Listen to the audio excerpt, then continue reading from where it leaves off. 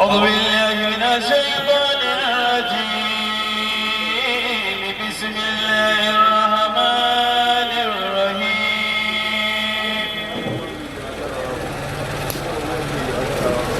الحمد لله الذي خلق السماوات والأرض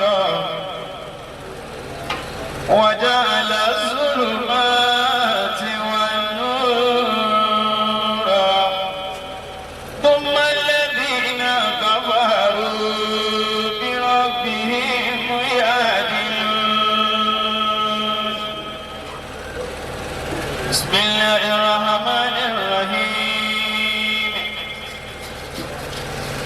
ووصينا الإنسان بوالديه إحسانا حملته أمه كرها ووضعته كرها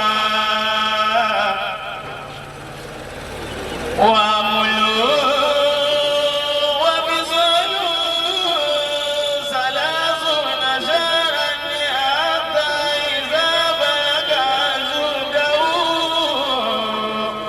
وبلغ 40 سنة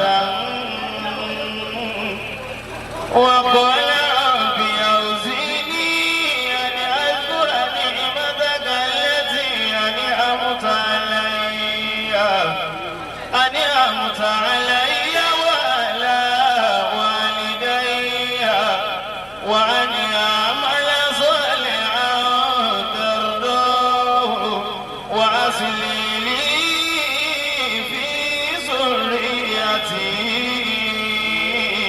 إني تبت إليك وإني من المسلمين وقال الحمد لله الذي صدقنا وعده وأورثنا الأرض نتبوأ من الجنة حيث نشاء فنعم أجر العاملين وترى الملائكة حافين من حول العرش يسبحون بحمد ربهم وقضي بينهم بالحق وقيل الحمد لله رب العالمين سبحان ربك رب العزة عما يصفون وسلام على المرسلين والحمد لله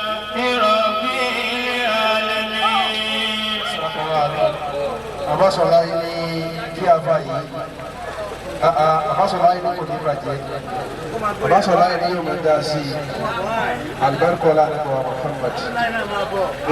Àbáṣọlá yìí ní kábílá yìí náà dìde. Wọ́n ní kí wọ́n náà gbà á. Wọ́n ní kí wọ́n náà gbà á. Aláwọ̀ ní tí ó bàjẹ́. Alibarikola ní bàbá Muhammad.